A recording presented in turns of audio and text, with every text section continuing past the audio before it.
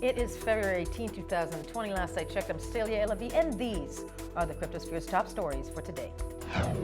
Bitcoin sees a rare golden cross. Is this the sign we're going into a fully fledged bull market?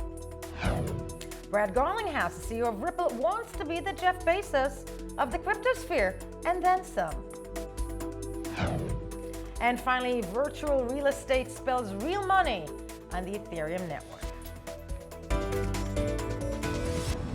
A rare bullish signal just flashed on the Bitcoin price charts. The golden cross, as it's known, happens when the 50-day moving average crosses over its 200-day moving average. It's a historically bullish pattern, and the last time this happened was back on the 22nd of April in 2019 and led to a 165% surge in price to its yearly high at around $14,000. BLOCKTV's technical analyst Joe Saz weighed in on this. Now you can see over here, we are flimsy as heck right now. There is no support in the book, very, very limited support in the book. The ratios are tight. Bears think that this thing's going down, so they're definitely stacked too. So this whole fight that we have going on this more local time scale here, you can clearly see bears have been dominating the 1% and 2% bands of the order book, very vague support in the 5% bands, and it's just been, it's not really been a clear fight. I mean, this has just been, passing a hot coal back and forth. And, so this is a fundamental analysis that is telling me that we're on very, very shaky ground and probably going to break down. Brad Garlinghouse, Ripple's CEO, thinks that 2019 was an incredible year for him, or at least that is what he said to CNN's Julia Chatterley in a much-anticipated interview which aired yesterday. Garlinghouse made some bold statements promising that 2020 will be pivotal for his company and the sphere, as he expects more regulatory clarity in the United States, which according to him will catapult the whole industry.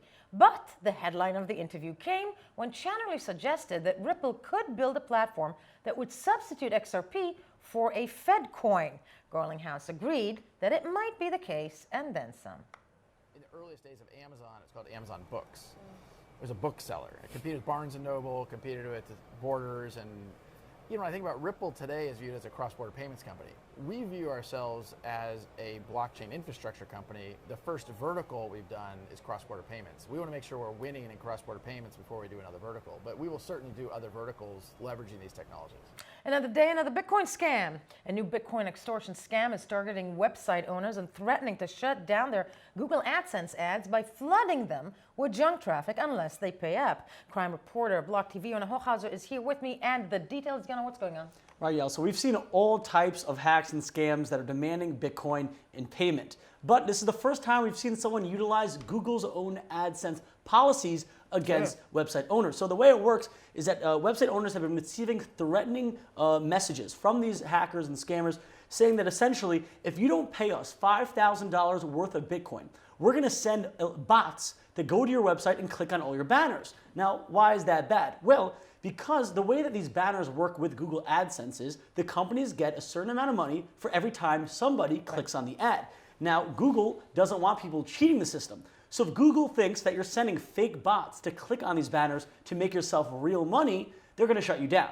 So basically, these scammers are saying, hey, we're going to get you shut down in the eyes of Google unless you pay us $5,000. Creative scam, but still not nice to be one of these owners dealing with these. Yeah, you can say that.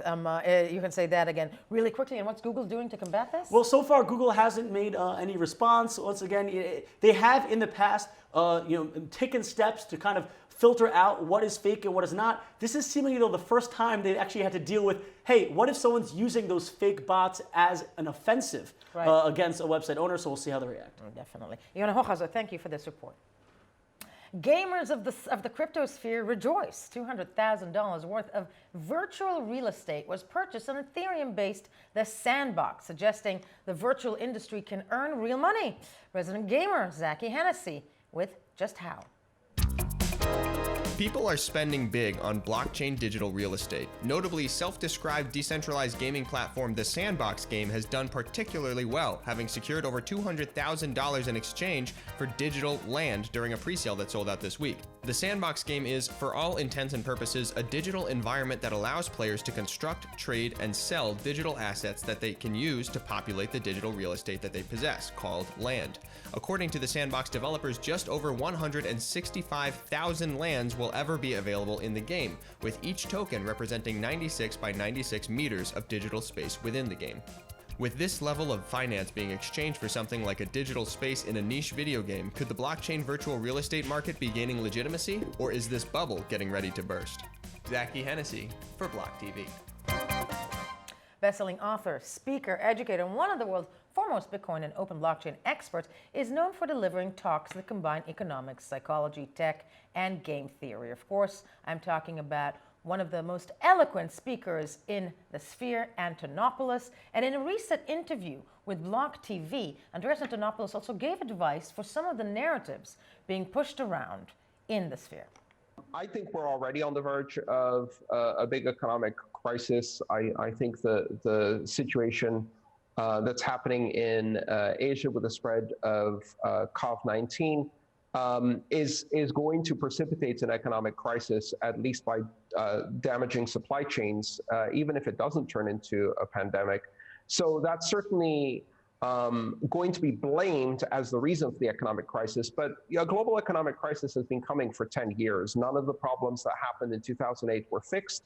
And while I'm not an economics expert, I think the average person really can understand that a lot of it was just swept under the rug and bailed out, and the average person isn't much better off than they were then. How does that impact cryptocurrencies? I think that there's a tendency within the cryptocurrency space to look at this as an opportunity to test cryptocurrency as a lifeboat, as a safe haven.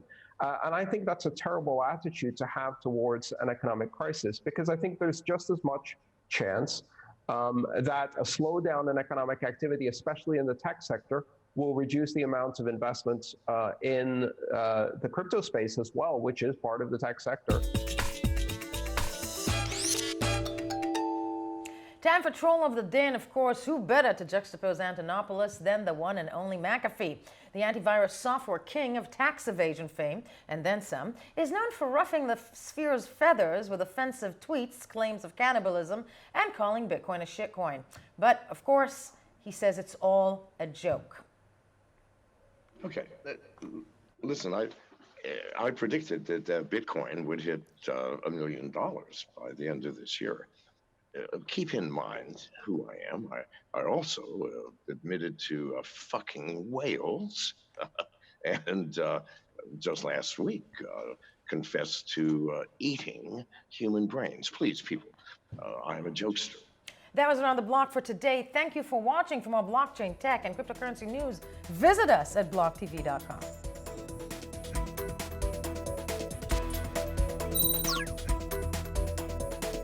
For more news and updates, follow us on Twitter.